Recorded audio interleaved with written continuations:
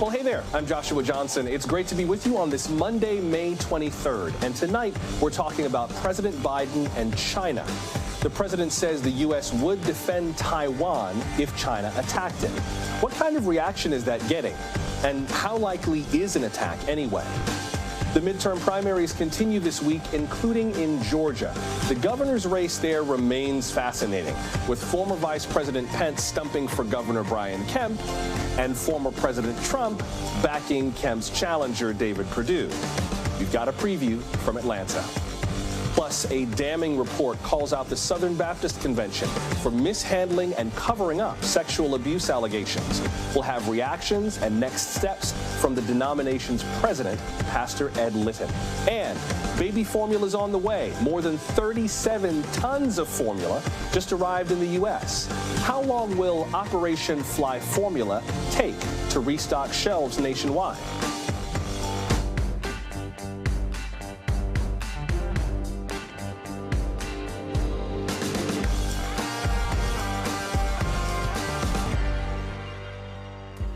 So a lot of our conversations about Ukraine have been about whether the U.S. would defend it from Russia.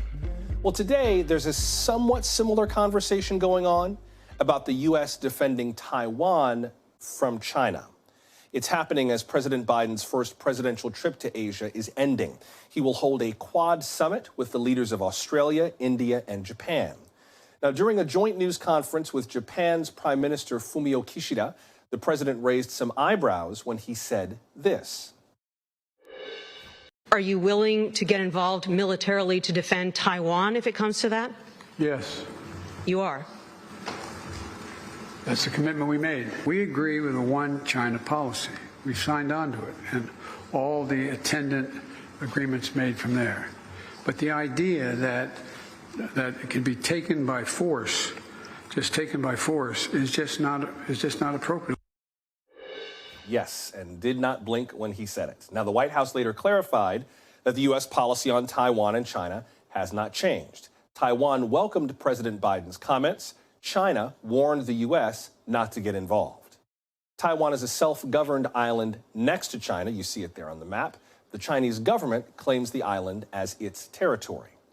Now, President Biden is about to wrap up his final meetings in Tokyo, and that is where we find NBC White House correspondent Mike Memoli joining us live. Mike, what more can you tell us about some of the reaction to President Biden stating that very unequivocally and barely even blinking as he said it? Yeah, that's right, Joshua. Well, given the fact that U.S. policy towards Taiwan has been governed by this concept called strategic ambiguity, in other words, trying to avoid any provocation with China, while on the one hand stating, as Biden did, that we support this one China policy, that Taiwan is a part of China. But on the other hand, the U.S., guided by the Taiwan Relations Act, which requires the United States to offer defensive support to the Taiwanese to defend themselves in the event of an invasion, the only real reaction that matters is, of course, the Chinese, how they saw the president's remarks. And the initial comment from the Chinese Foreign Ministry was that in light of the president's comments, they were ready to take what they called firm actions to defend their sovereignty and their interests. Now, no doubt, Joshua, they are waiting, just as we are waiting, to get greater clarity from the president himself. We were attempting to ask him questions at another event yesterday that followed that press conference. What exactly does he mean by military action, defending them militarily, because it seems this is all part and related to how he views Ukraine. The president, in his remarks, it's worth stepping back and unpacking it even further, was asked about this idea that he didn't want to get the U.S. involved militarily in Ukraine, in that he didn't want U.S. service members involved, and that's why we're simply providing defensive and even increasingly offensive weapons to the Ukrainians. Would he go further with regards to Taiwan? And he said yes. But does that mean boots on the ground? He didn't answer. What does that involve? Potentially taking action against China militarily ourselves? He didn't answer that question. So we'll have some opportunities later today as the president begins his day here on Tuesday in Tokyo, and hopefully we'll see, because the White House for itself is really just backpedaling or saying nothing to see here. So Tuesday in Tokyo, a new day where you are, and this Quad summit is coming up with the U.S., Australia, Japan, and India. What are some of the top lines of what we're expecting from this summit? I believe one of them has to do, at the very least, with the relationship between India and Russia, right?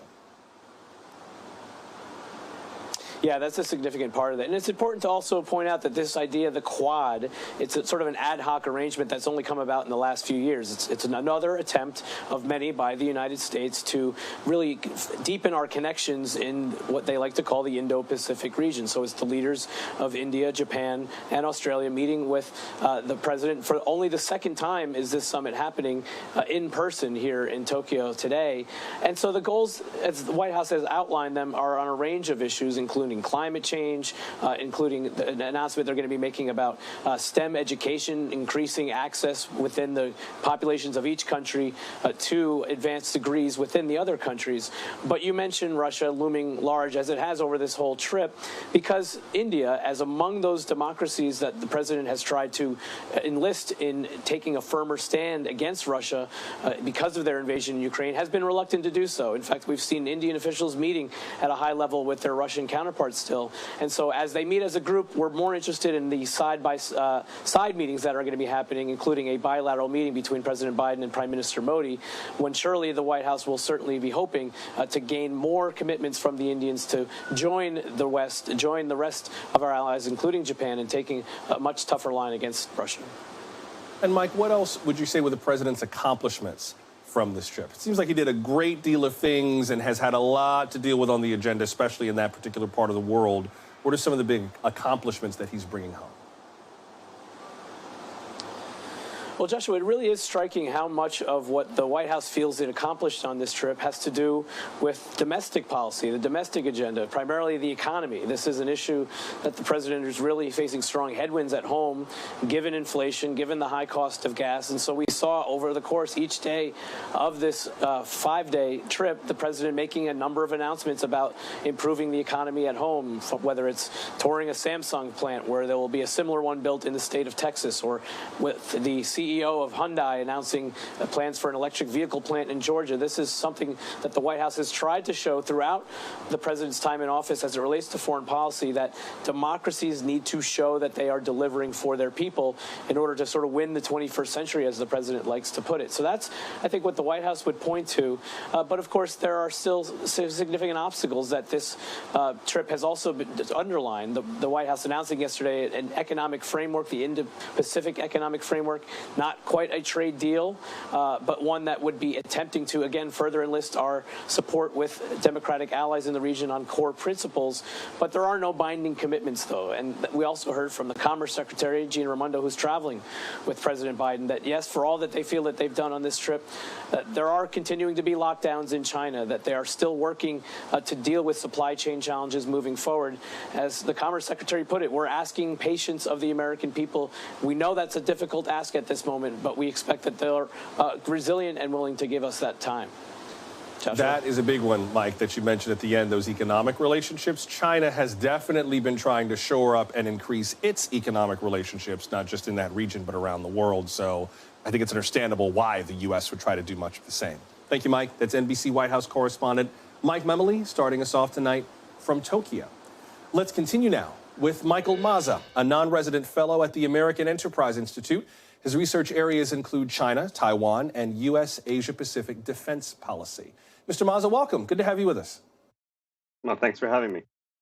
Can you just level set for us, first of all? Is China going to invade Taiwan, or is it just rattling sabers? I'm not sure what to make every time Taiwan is threatened by China, whether this is a real threat or this is just kind of a way for China to kind of flex on the region. What is this? Yeah, sure. Look, I think the threat from China towards Taiwan is not yet imminent, but is growing more urgent. And so China truly is set on unifying Taiwan with China at some point in the future. For a long time, we've thought of that as a really a long-term challenge. You know, increasingly, there are reasons to be worried that this is, more of a 5 or 10-year concern. I'm not worried about China invading Taiwan next week or next month or even next year. When you talked about unifying Taiwan, can you just explain for people who have not been following this conflict what's going on there in terms of this unification that China wants? Sure. So since 1949, when the Chinese Civil War ended, and the KMT, the ruling party of the Republic of China, which ruled China up until that point, the KMT fled to Taiwan. And since that time, China has claimed that it it should exercise sovereignty over Taiwan and other affiliated islands. Over the intervening decades, however, Taiwan has never been part of the People's Republic of China. Taiwan transitioned from being a authoritarian one-party state to a freewheeling liberal democracy, and there's really no path towards a peaceful, uncoerced unification. There's little interest in that in Taiwan, and I think China is coming to realize that path towards what they might call peaceful unification is closed. Regarding what President Biden said in response to that question, where he just answered yes without even really blinking, Defense Secretary Lloyd Austin sort of walked those comments back a bit today, or at least tried to contextualize them. Here's part of what Secretary Austin said. As the president said, our one China policy has not changed. He reiterated that policy in our commitment to peace and stability across the Taiwan Strait. He also highlighted our commitment under the Taiwan Relations Act to help provide Taiwan the means to defend itself. So again, our policy has not changed. What do you make of the president's comments and then the secretary's comments there as it relates to this one China policy and America's relationship in that region? Yeah, look, the president's answer was quite striking. This is the third time now he has said or implied that the United States would defend Taiwan with military force, and it's the third time that other members of his administration have walked back those comments. Look, I think it's clear at this point, given that this has happened repeatedly, that the president at least is personally committed to that course of action. And I think that the dissonance between himself and the rest of his administration, poses some dangers. It's confusing certainly for Beijing and for Taiwan and for other important U.S. allies. But that's potentially also confusing for the folks within the administration who are tasked with carrying out policy. They're left without a clear sense of direction because there is this dissonance between sort of official stated policy and the things that the president keeps saying. Could you clarify, by the way, I should have asked you to do this before, but what is the one China policy? What is that? So, the one China policy is the idea that the United States only formally recognizes the government in Beijing, the government of the People's Republic of China, and maintains strong, unofficial, but informal relations with Taiwan. In many ways, the U.S.-Taiwan relationship looks like a normal state-to-state relationship. We engage in robust trade. We have an ambassador in Taiwan that is called something other than ambassador. We engage in some military training. We sell them lots of weapons. But the U.S.-Taiwan relationship lacks sort of the formal structures that you see in other U.S. diplomatic relationships. I wonder if you could also level set for us in terms of America's overall kind of military postures right now. There was a long conversation, of course, I think that conversation has not ended, about America's relationships with NATO with regard to the war in Ukraine. Finland and Sweden just applied for membership. There has been some talk that the U.S. should be more involved in Ukraine. President Biden has said that is positively not happening, no boots on the ground. And then today he fires off very quickly, yes, we'd be there to defend militarily. Can you just sort of contextualize all of that for us? I can understand easily why Ukraine is really important strategically for the U.S. and for NATO. What about Taiwan? What is it about Taiwan that makes it worth the United States putting boots on the ground? Yeah, no, it's a great question. So Taiwan has been important to the United States, since at least 1949, again, when the Chinese Civil War ended. And there's a number of reasons for that. So going back to that time period, former General Douglas MacArthur described Taiwan as an unsinkable aircraft carrier, right? So just because of its location, it has significant geostrategic importance. It helps to sort of bottle up Chinese forces within what's called the First Island Chain, a series of islands running from Japan in the north, south through Taiwan and then the Philippines. If China were to ever conquer Taiwan, it could more easily threaten U.S. allies, Japan and the Philippines, and could more easily and directly threaten the United States itself and U.S. territories in the Pacific. Right, that's a state of affairs we've tried very hard to avoid finding ourselves in again since 1941. Beyond that, Taiwan is consistently a top 10 U.S. trade partner, and it punches far above its weight in the global economy. It's only a country of 24 million people, but it occupies some extremely important positions in global supply chains, particularly when it comes to semiconductors. And the final thing I'd say here is, as I noted earlier, it is this liberal modern democracy in the heart of Asia. And I think it would be hard for any American president to stand aside and watch a country like that be gobbled up, by an authoritarian state for whom brutality is standard operating procedure. Perhaps in that regard, there is a little bit of congruity with the war in Ukraine in terms of its efforts to push back Russia. There I can see a little bit of a similarity. Michael Maza, a non-resident fellow at the American Enterprise Institute, we appreciate you coming to explain all of this to us. Thank you very much. Thank you. Still to come, the midterm elections continue tomorrow, including some high-profile races in Georgia. We are live with a preview. Plus, decades of abuse ignored or covered up. It's just one takeaway from a new report on the Southern Baptist Convention. The group's leader joins us ahead. We're glad you're with us for Now Tonight from NBC News. So if you haven't been following the midterm elections so far, tomorrow's a real good day to start. Arkansas, Alabama, and Georgia hold primaries tomorrow. Minnesota has a special election for a congressional seat, and Texas holds what could be a watershed runoff for Democrats there. Democratic Congressman Henry Cuellar is fighting to keep his job after 9 terms in office. Progressive candidate Jessica Cisneros is gunning for his seat. The district runs south from San Antonio to the U.S.-Mexico border. But perhaps the biggest focus will be on Georgia. Its Secretary of State's office says more than 850,000 people have voted early. That is more than triple the early vote from the 2020 election.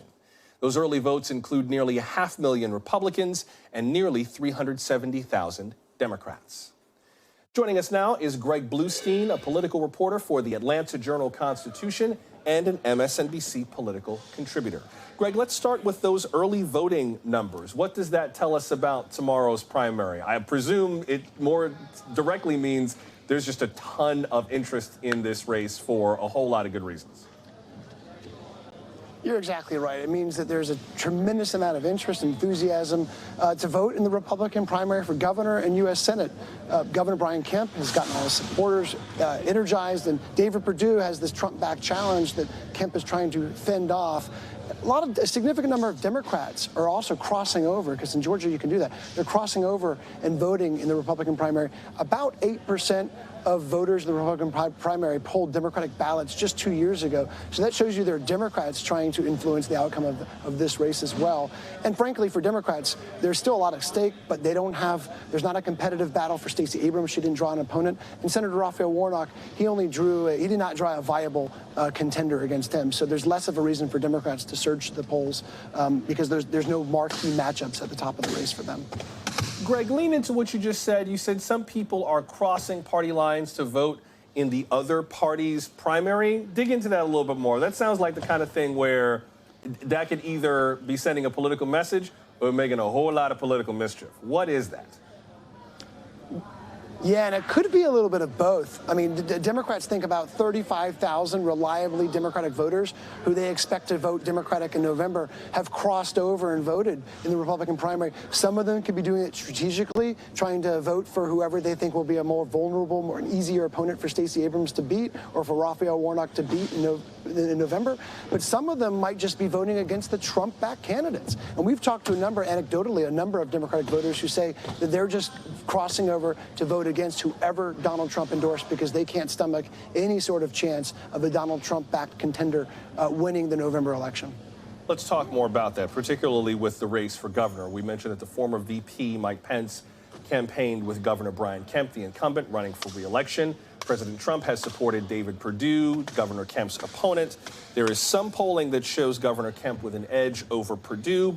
What is this race telling us? You were talking about how some people just don't want to follow the Trump-backed candidate, but I wonder how that plays, particularly in a state like Georgia, because it was such a big battleground after the election with that now infamous phone call with the president saying, find me 11,000 votes. You're exactly right. And former Vice President Pence just finished speaking right behind me. He gave your standard sort of stump speech for Brian Kemp, saying that he would help beat back radical liberals and keep Georgia on a conservative course. But really, that was the opening of a broader proxy war between him and Donald Trump. This is the most significant split between Trump and Pence ever. In terms of who they're endorsing and who they're backing in this 2022 race. But right now, all the polls are pretty much showing the same dynamic in play.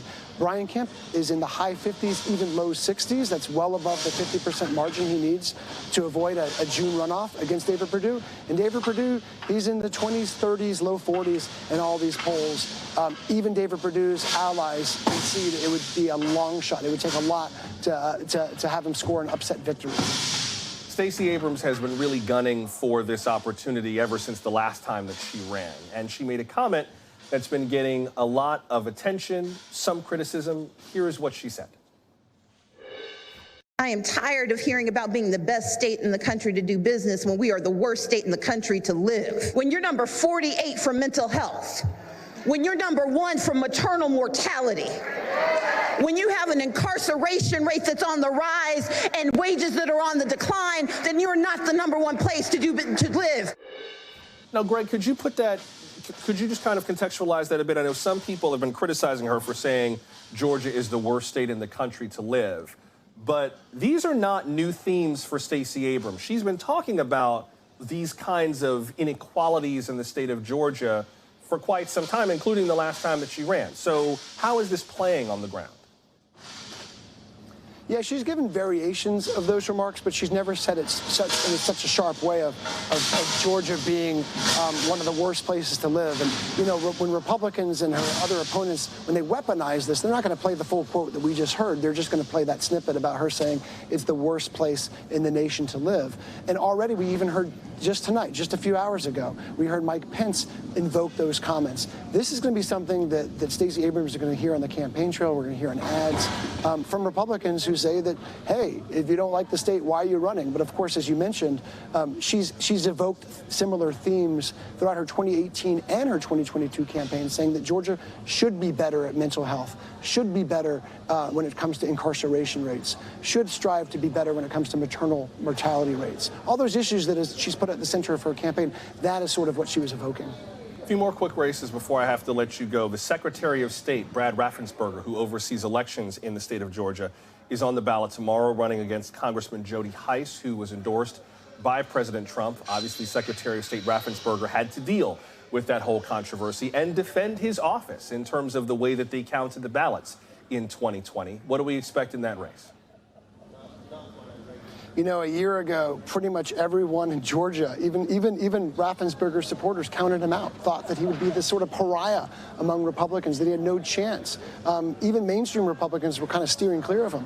And now he looks headed to at least a runoff against Jody Hice, his Trump-backed candidate. It will still be a very, very tough road ahead for Secretary of State Brad Raffensperger. But the fact that he's made it this far and he has still an outside shot of an outright victory against Jody Hice says a lot about the mood of the Georgia GOP electorate right now, that there is some frustration with the focus on 2020 rather than 2022.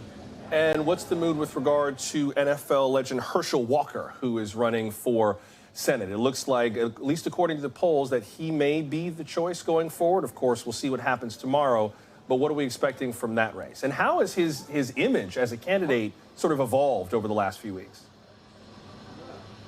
Yeah, it's really fascinating because Herschel Walker entered the race in August of last year, completely ignoring his rivals. To this day, I've never heard him name any of his Republican rivals by name. He's skipped debates, he's skipped conventional campaign events. He's been running as the front runner the entire campaign, focusing solely on a November matchup against Senator Raphael Warnock. Because of his high name recognition, because he has not just Trump's endorsement, but also Mitch McConnell's endorsement.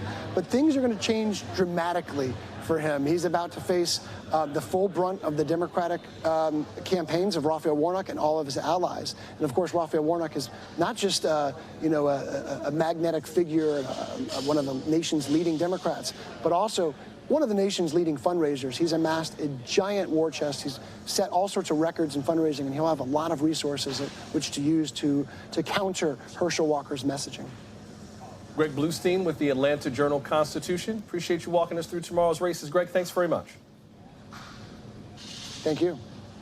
And now that we have explained all the races to you, now you got to stick with NBC News Now. We will have live coverage of tomorrow's primaries, and now you know what to look for. Hallie Jackson will be live in Georgia, so check out Hallie Jackson Now at 5 p.m. Eastern.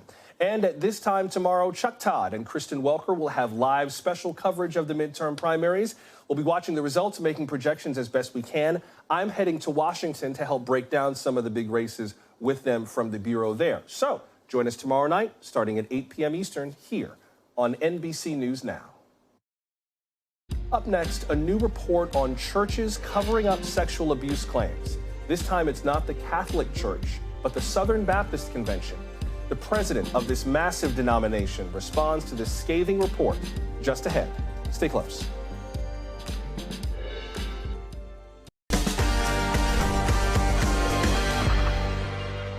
The Southern Baptist Convention holds itself up as a moral authority for the world. A new report suggests it has a lot of work to do after failing to protect survivors of sexual abuse for decades. An independent firm spent 7 months poring over emails and internal documents. NBC News has not independently verified its findings, but now the group's 14 million members must decide what to do about them. Guidepost Solutions released its findings yesterday. It says that survivors of clergy sex abuse were stonewalled. The convention downplayed and ignored their allegations, and some accusers were met with outright hostility.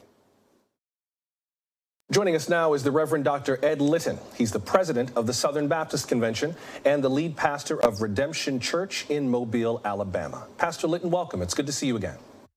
Thanks, Joshua. It's good to be with you. Could I get your initial reactions to this report?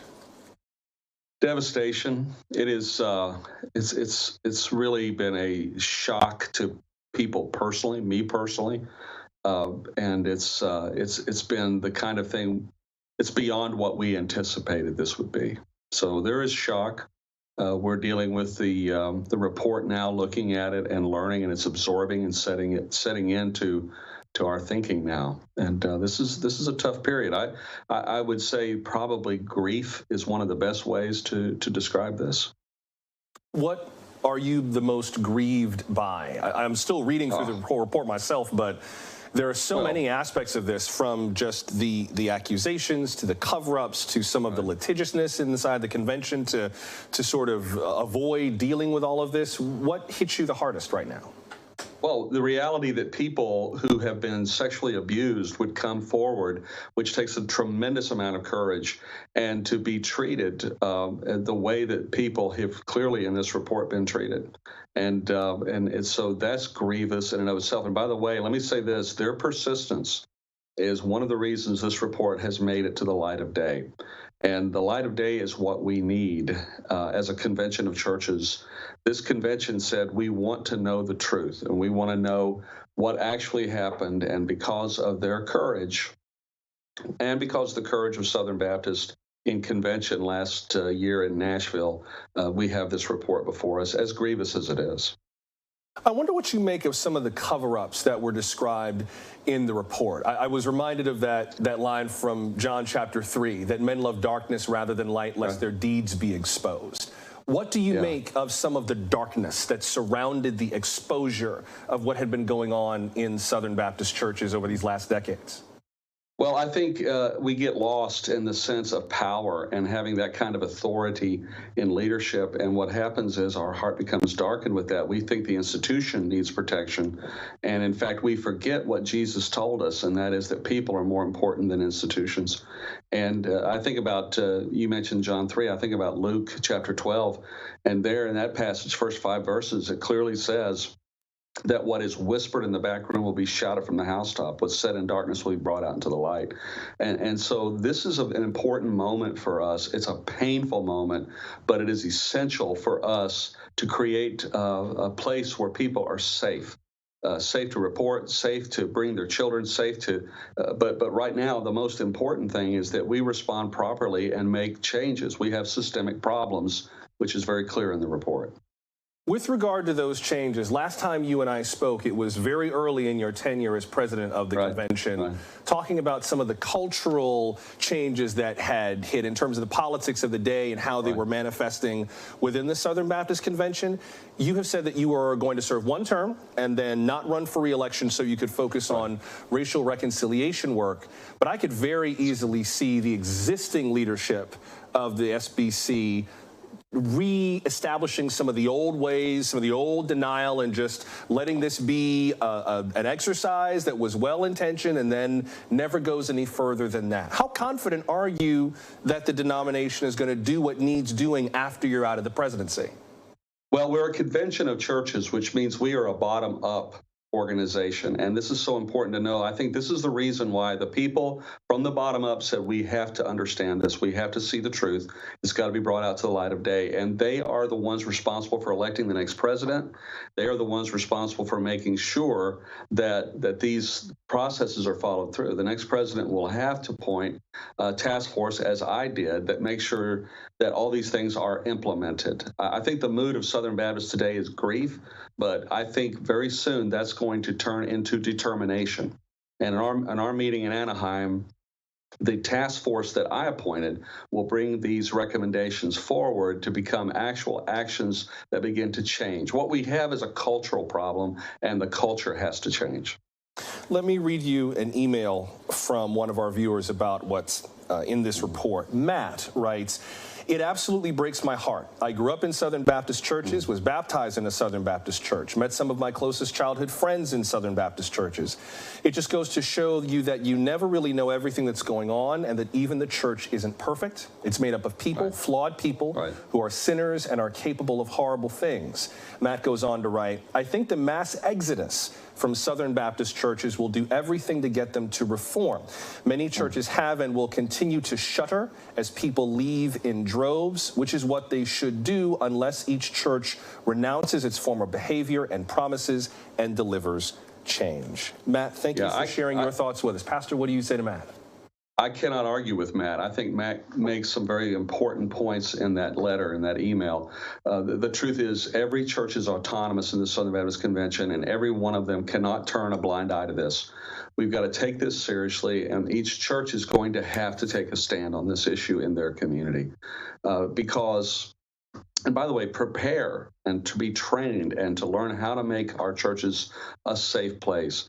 The congregational form of government that Scripture teaches is not hierarchical. It's not powerful men who control everything, but it is people with accountability and people who share these responsibilities. And it is trust, and this is proving that we have broken trust. And it takes time to rebuild that trust. I know I have to let you go in a minute, but the report does include some people specifically, particularly Jack Graham of Prestonwood and Paige Patterson, former president of Southwestern Baptist Theological Seminary in Fort Worth, Texas. These are two large churches in the Dallas area. What do you think should be done with those people who have been named specifically or are implicated specifically? Well, and a lot of these people I have relationship with in the past and are friends.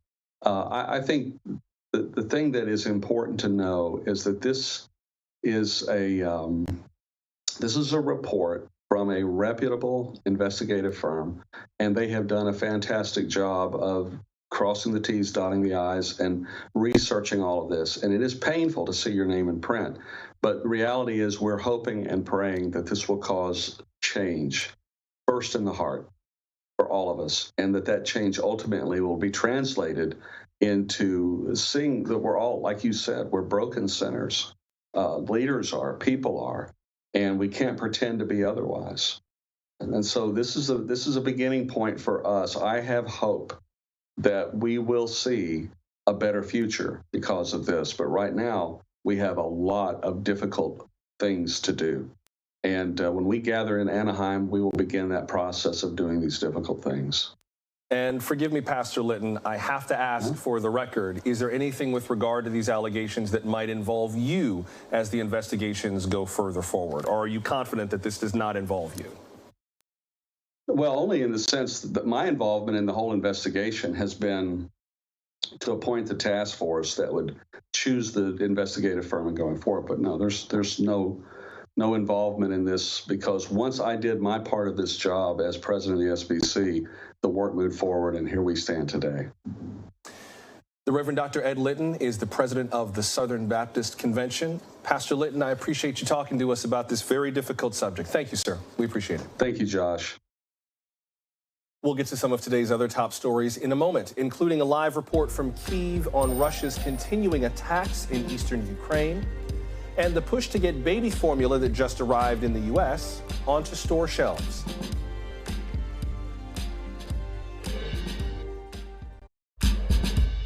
The World Economic Forum is underway in Davos, Switzerland. Ukrainian President Volodymyr Zelenskyy addressed corporate executives and government officials from around the globe. Mr. Zelenskyy pushed for heavy sanctions on Moscow, specifically a Russian oil embargo. It's unclear which of the forum's attendees support that, if any. Meanwhile, the Ukrainian government is releasing its official estimates on this war's death toll. President Zelenskyy said his country may be losing up to 100 soldiers a day as the invasion picks up in the east. NBC's Cal Perry joins us now from Kyiv with more. And Cal, let's start with these death toll figures. During President Zelensky's speech, he said that 87 people were killed in an airstrike in the town of Desna last week, a town north of where you are right now. What more do we know about that?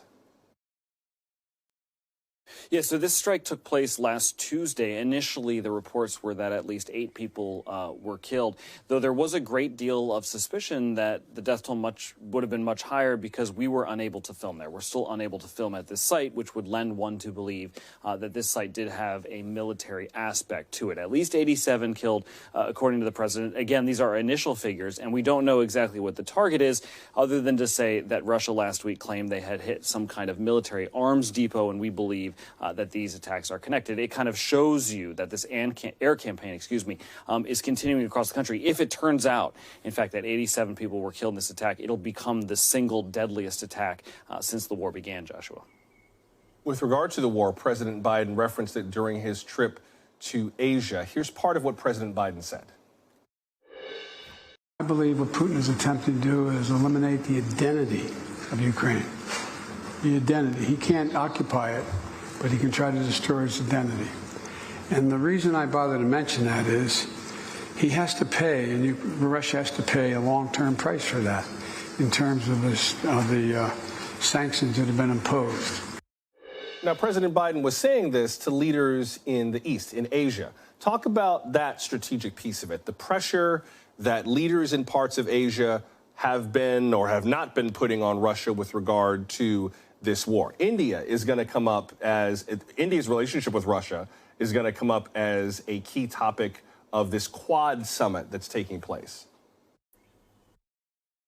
Right, and India has economic projects that link it heavily with Russia. Now, the United States says when it comes to these economic projects, and we're talking largely about pipeline deals here, that the U.S. is going to try to get involved in those and try to make better offers. But it sort of shows you that the economic sanctions that are going into place are not foolproof when it comes to the United States and its NATO allies.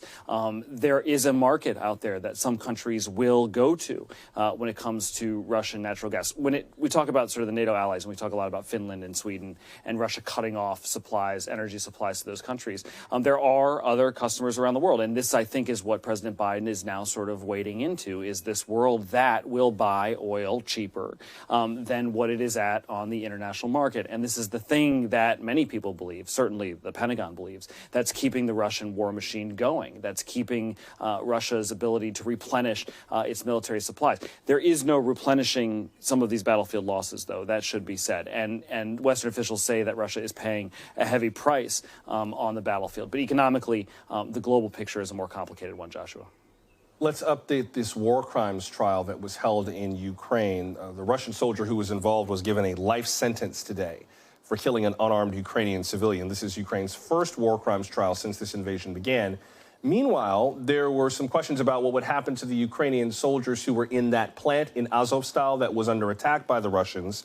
There had been talks of a prisoner swap. Now Russia's saying that the Ukrainians that it captured might face an international tribunal, whatever that means. Where do we stand now in terms of Russia and Ukraine and these two processes in terms of trials and tribunals and so on? Where does that stand? So I think you're absolutely right that we should be linking these two things because they're both happening very publicly. Both sides are sort of raising the stakes when it comes to these individuals. When you talk about this young Russian sergeant whom today was sentenced to life in prison, it seems like part of what is happening publicly and part of doing this in front of the media is to raise the value of this young sergeant in the hopes that maybe one day, and you're seeing video of him there, in the hopes that maybe one day there will be a trade, perhaps for some of these soldiers who surrendered in that plant in Mariupol. Close to 2,000, we understand, according to the Russians, surrendered in that plant in Mariupol. Now, the issue is, and again, the government did say initially that there would be some kind of a POW swap. The issue for Russia seems to be, at least what they're saying publicly, that these are, quote, nationalists, that these are, quote, Nazis, and that therefore they should not be allowed to be traded in some kind of prisoner of war swap, and that therefore, as these public officials have said, and some of them are politicians on state television have said, they'll be tried for crimes against civilians. As you've said, what does that mean? We're not really sure. It probably means some kind of public trial that, again, Russia hopes will be viewed here, perhaps as a retaliation for the trial that you mentioned earlier, Joshua. Indeed. And I think I said it was a steel plant in Azovstal. It's the Azovstal steel plant in Mariupol. Sorry about that. Thank you, Cal. That's NBC's Cal Perry with the latest tonight from Kyiv. More baby formula is on its way to the U.S., little by little. Yesterday, a U.S. military plane landed in Indiana with 78,000 pounds of hypoallergenic formula. That's enough for 9,000 infants and 18,000 toddlers for 1 week. This shortage is clearly far from resolved, but this special formula should be a lifesaver for many parents. It is a big panic because we just don't know. Because she has that dairy allergy, we can't just supplement with anything. And she can't tolerate Similac, so we only can buy that one brand and one type for her.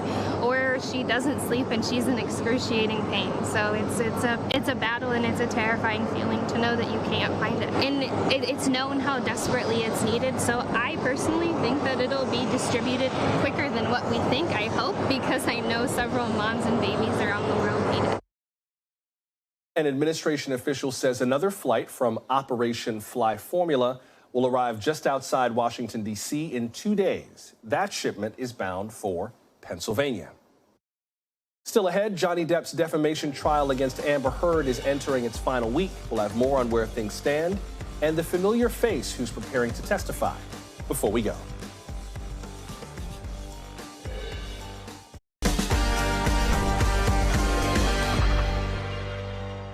This looks like the final week of Johnny Depp's defamation lawsuit against his ex-wife Amber Heard. On Wednesday, supermodel Kate Moss is expected to testify. She dated Johnny Depp for 3 years, beginning back in 1994. Her testimony could be in response to this moment from May 5th. I don't hesitate, I don't wait, I just in my head instantly think of Kate Moss and the stairs, and I swung at him. In all of my relationship to date with Johnny, I hadn't landed a blow. And I, for the first time, hit him, like actually hit him, square in the face. At the time of this, a member of Mr. Depp's legal team could be seen fist pumping at the mention of Ms. Moss's name.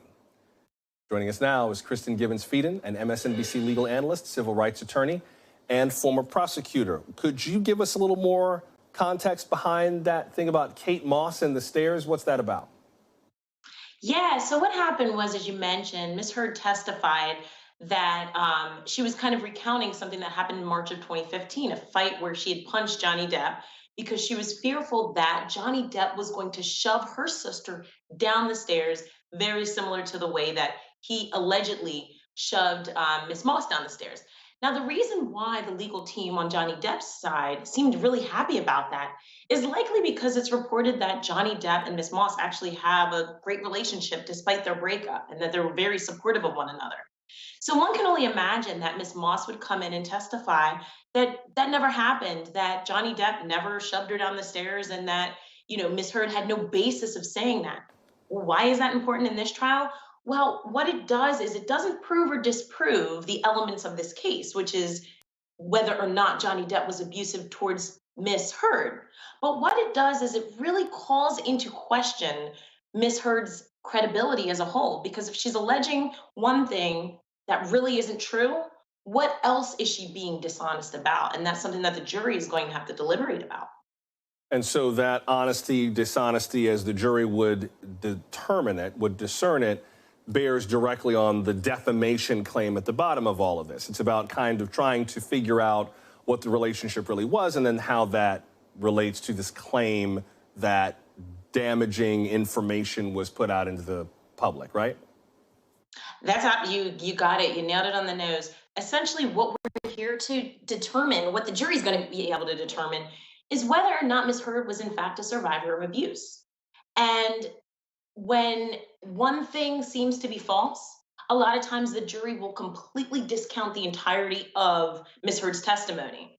And if they find that nothing she says is credible, then they will see that her statement was in fact defamatory. Now, the second element that Johnny Depp's team has to prove is that those defamatory statements did in fact cause him damages. And that's what the other three witnesses that they called today actually talked about. There was some confusion about whether or not Johnny Depp was going to testify again today. At first, we thought he was going to testify, and then it turned out that he didn't. Do we know what happened there? Or is this just the kind of thing that happens in court where sometimes dockets and witness lists just change? Yeah, it always consistently changes. And quite frankly, it is absolutely very common for in a civil trial, particularly where there's a counterclaim. In this case, Johnny Depp is not only suing Ms. Heard, but Ms. Heard is also suing Johnny Depp. So it's not uncommon for them to recall or call the plaintiff on cross-examination. However, in this case, if you recall, Johnny Depp was on the stand for a very long time, and much of his testimony was large narratives, and some of which was really unresponsive to the question. I think in one part of his testimony, he said, what was the question again? To his own attorney. And so I think this is more of a strategic point for the defense team to not call him, because essentially it's going to let him have another crack at trying to defame or trying to call into question Amber Heard's credibility. So I think it was a good call on their part. I know a number of people who are just gagged by this trial. They're following every single twist and turn, and it's just like the focus. I know plenty of other people who are totally aghast at this trial, and they're like, with everything going on in the universe, I cannot believe, of all the side shows people need right now, that there's nothing on Netflix that's more interesting than Johnny Depp and Amber Heard. What is this trial about, if you take my meaning? Like, is there more to this than just some celebrity scandal? I think there is. I think that one of the things that I hope people take away from this is that intimate partner violence has such long streaking implications. It can impact people in many different ways. This is also a great highlight on the cycle of violence. Whoever you believe, you will see that intimate partner violence survivors can be male, but they can also be female. It can also happen in many different ways. And I think this is really important for people to understand that this happens in the celebrity world, in the public world. It doesn't matter what socioeconomic status, race, gender, but it can happen everywhere. And it's something important for us to all focus on. But how tough, though, when we're taught that when someone says that they're a survivor of abuse, you should believe them as a default, to now have to parse words and determine if someone is believable. That's tough.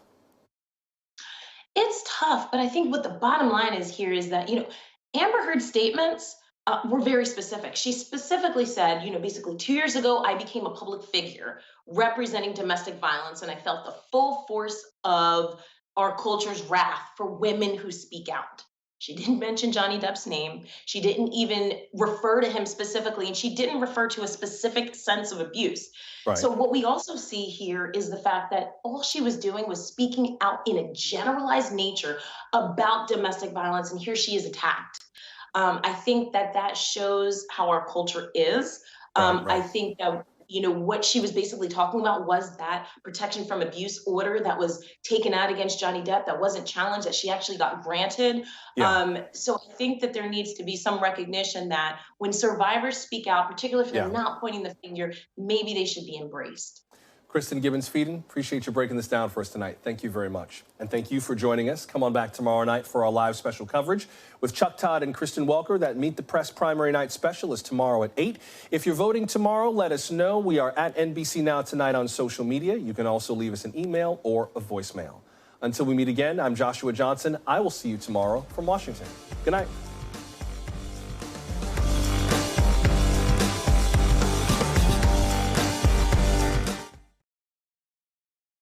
Thanks for watching our YouTube channel. Follow today's top stories and breaking news by downloading the NBC News app.